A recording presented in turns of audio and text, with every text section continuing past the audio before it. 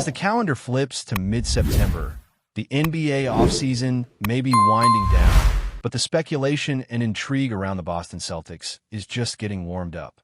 Training camp is just a couple of weeks away, and with preseason action looming, now is the perfect time to start talking lineups, expectations, and how Joe Mazzulla might shape this roster without some of the familiar faces we've grown used to seeing on the court. The Celtics fan base is buzzing with theories, predictions, and hot takes, and for good reason. With Jason Tatum currently out of the picture, the starting five becomes a puzzle with multiple viable solutions, and the answers may set the tone for the entire season. One thing that's become abundantly clear over the past few weeks is that there's no consensus on who should start for Boston.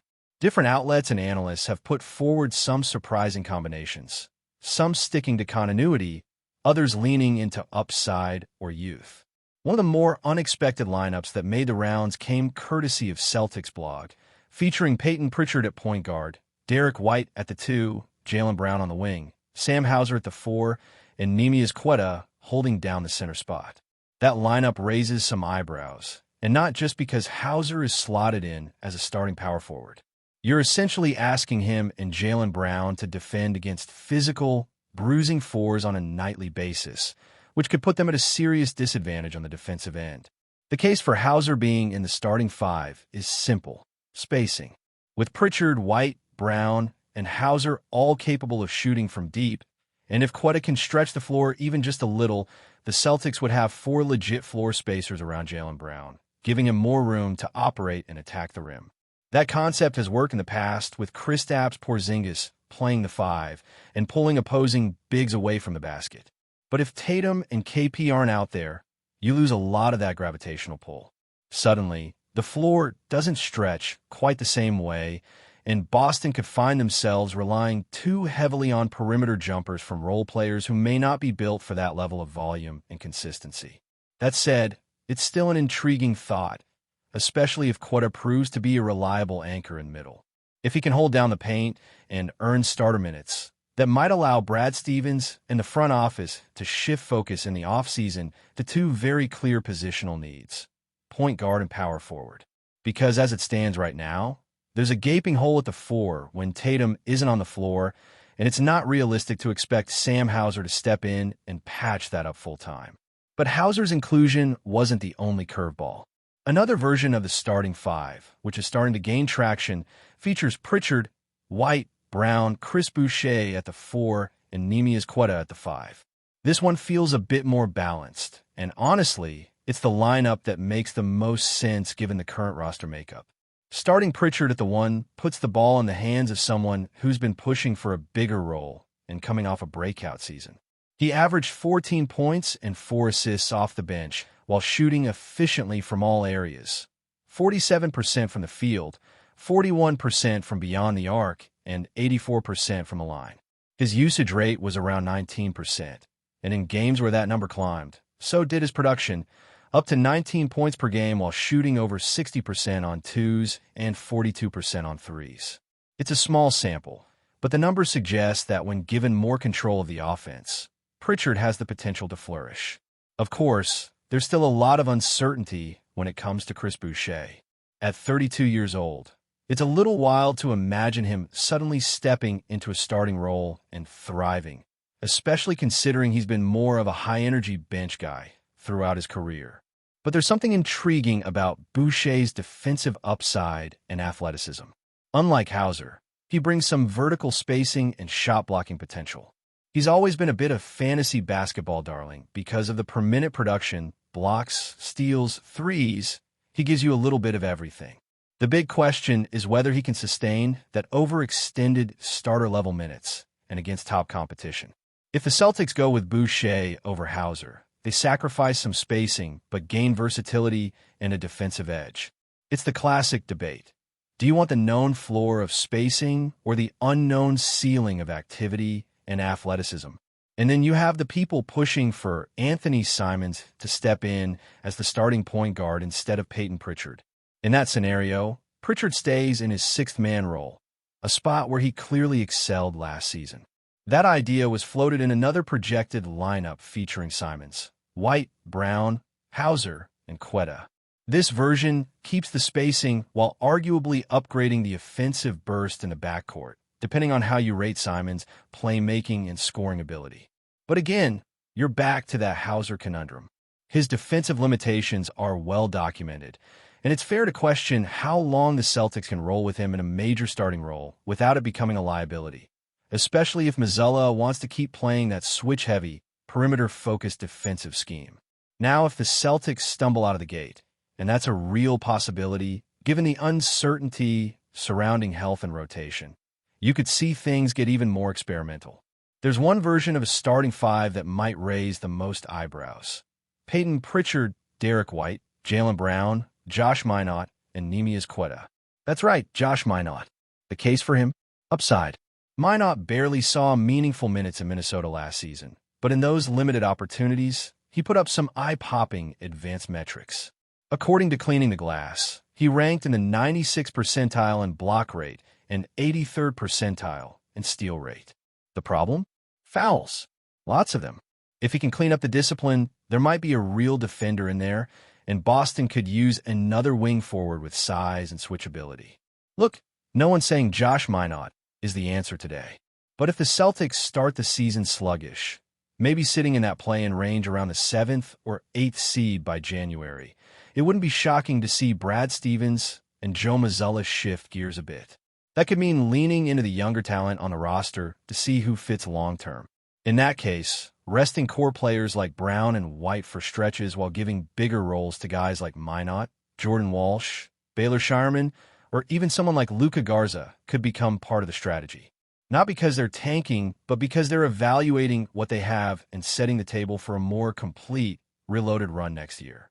You ride out the season, collect a mid-to-high lottery pick in what's supposed to be a strong draft class, and then retool around a healthy Tatum, Brown, and White core with new pieces in place.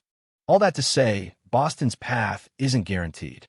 They've got the star power, yes, but also a need to find the right mix around those stars. And that begins with choosing the right starting five, one that can hold its own defensively, provide consistent offense, and adapt when injuries hit. There's no clear right answer yet. But preseason is around the corner, and with it comes a chance to test these theories in real time. Another factor that could significantly shape the Celtics season is the performance of their young and fringe players. While all the focus tends to fall on Brown, White, and whoever grabs the point guard spot, guys like Jordan Walsh, Baylor Scheierman, and even someone like Hugo Dos Santos could quietly play their way into legitimate minutes if things go sideways. Joe Mazzulla has proven in the past that he's willing to reward hustle and adaptability. And if Boston ends up in a position where development becomes more of a priority, these names could surface sooner than expected. It's not the most exciting possibility when you're expecting a playoff push, but it's a real one, especially if you consider that most of the East top teams have already dealt with or dealing with injuries to key players. Boston might find themselves forced into depth mode out of necessity rather than choice. This brings us to the coaching side of the equation. With Tatum's health uncertain and Kristaps Porzingis not in the picture at the moment, Joe Mazzulla faces arguably his most difficult task since stepping in as head coach. This is where we find out how much of last season's success was about the roster and how much was about coaching. There's no question Mazzulla has the trust of the front office, but this season will ask a different kind of question. Can he win ugly? Can he lead a team that might have to grind out games with defense and hustle rather than relying on Tatum's shot making and Porzingis' floor spacing? This year could be less about outscoring opponents and more about managing rotations, maximizing mismatches, and outworking teams over 4 quarters. That's a big reason why the starting five conversation matters as much as it does. Because it's not just about who starts, it's about setting a tone. You roll out Hauser and Pritchard as starters, and you're telling the league you're sticking with the spacing and shooting identity. You start someone like Boucher or even give Minott a shot, and suddenly the message becomes about toughness and defense. And for a team that might be missing some of its firepower for an extended stretch, that identity choice will play a massive role in how competitive they remain through the grind of the regular season. Even as we wait for camp to open, some external noise continues to swirl around the Celtics. particularly in the form of trade rumors. Jaylen Brown's name has popped up again in speculative talks, including a rumored connection to Atlanta, which sparked plenty of debate among fans and media alike. And once again, it raises the question, if you're moving on from Brown, who are you getting in return that makes you better now and later? Because despite all the noise, Brown is still one of the best two-way wings in the league, and Boston's success over the last 5 years has been directly tied to his growth as a player. The money might look massive, but that's the cost of keeping all-star talent. Unless you're getting a true superstar or a package that includes multiple proven pieces plus upside, there's no logical reason to deal him. Plus, it's not like teams are lining up to give away elite talent. Most franchises are hanging on to their stars for dear life unless they're facing a full rebuild. Brooklyn has cap space, but no real plan. The Heat are constantly in trade talks, but rarely pull the trigger on anything meaningful. The Bucks, even with Giannis, look thin behind him. Toronto has a good-looking starting five on paper, but nothing behind it. You start looking around and realizing that there just aren't many opportunities to upgrade by subtracting a player like Brown. So unless something dramatic happens, expect him to stay, and expect Boston to continue building around him and Tatum, not apart from them. Speaking of off-court noise, there's been some chatter lately about the rise of NBA player podcasts, sparked by none other than Steven Jackson's recent comments. He made waves by claiming that no active NBA player can be both a successful hooper and a successful podcaster, throwing shade directly at Draymond Green by calling him super limited. It was clearly meant to stir things up, and it did, but it also sparked a real conversation. Where do fans draw the line between on-court focus and off-court ambition? And does a podcast mean a player isn't taking the game seriously?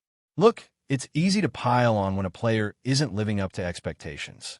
If someone like Jason Tatum started a podcast and had a couple of off nights, you can bet every hot take artist would be blaming the mic and not the matchup. But for someone like Derek White, who just launched his own podcast recently, it's a different story. He's a solid role player, not the franchise centerpiece. If anything, it's a chance for him to connect with fans, build a brand, and maybe set up the next chapter of his career. And to be honest, most of these guys aren't recording daily. They're doing a weekly or bi-weekly episode in the off-season or on off days. It's not like they're skipping practice to do interviews. That said, there's still a weird stigma around it, especially among older players and media heads. Maybe it's because podcasts make things more transparent. Players are more unfiltered, and that's scary to some. Or maybe it's just the usual resistance to change. Either way, it feels like something we'll keep hearing about, especially if guys like Draymond, White, or even rising stars like Jalen Williams and Trey Murphy keep finding their voices off the court. And while we're on the subject of international play, it's worth mentioning what just happened at Eurobasket. Germany pulled off a dramatic comeback to beat Turkey in the final. And once again, Dennis Schroeder was front and center. There's been some chatter about whether he deserved a spot in the Basketball Hall of Fame. Not the NBA Hall of Fame, mind you, because that doesn't exist, but the Basketball Hall of Fame, which includes international achievements. And when you look at what Schroeder has done with the German national team over the past decade, it's a legitimate case. He's been the face of that program since Dirk Nowitzki stepped away and has consistently delivered in big moments on the international stage. But before we continue, please remember to subscribe to the channel and give the video a like. Your support helps us keep bringing you the latest news about the Boston Celtics. Feel free to share your thoughts on the news in the comments as well. Boston might just be getting taller, and fans are buzzing with anticipation. Rumor has it that Kai SOTTO, the towering 7'1" Filipino sensation, has officially landed in Beantown, and whispers around the city suggest he's already signed with the Boston Celtics. At 2.21 meters, SOTTO isn't just another player. He's a potential game-changer in the paint, a rebound magnet, and a shot-blocking force that could redefine Boston's interior defense. Sources close to the team hint that Celtics management sees SOTTO as more than just a long-term project. While his presence alone commands attention, insiders claim the coaching staff is already imagining lineups featuring the young giant battling for boards alongside Boston's established stars. Rumor has it that summer workouts have SOTTO meeting with the team's training staff, fine-tuning everything from footwork to positioning in preparation for what could be a breakout season, or at least an eye-catching cameo in garbage time minutes. The buzz isn't just on social media. Local sports bars are reportedly debating whether SOTTO's arrival could finally give Boston the edge in rebounding that's eluded them in recent playoff runs. Commentators are speculating wildly. Some envision alley-oops from Jason Tatum straight to SOTTO's hands. Others predict defensive schemes transforming with him patrolling the rim. Even casual fans seem captivated by the idea of a 2.21-meter presence roaming the parquet. Of course, it's all whispers and speculation for now. SOTTO has been known for his patience and disciplined development overseas, so expectations are being tempered with cautious optimism. Still, the mere thought of a player with his length, skill, and ceiling donning a Celtics jersey has sparked a frenzy. Could this be the secret weapon that finally elevates Boston to new heights? Or is it just another what if in a city that's no stranger to basketball drama? Either way, the rumor mill is in overdrive, and Celtics fans are glued to every update, eagerly awaiting confirmation that Kai Sotto is truly set to stake his claim in the NBA spotlight. That's it for this update. If you enjoyed the video and want to keep receiving exclusive news about the Boston Celtics, please subscribe to our channel and give the video a like. We always appreciate your comments and opinions. See you in the next video.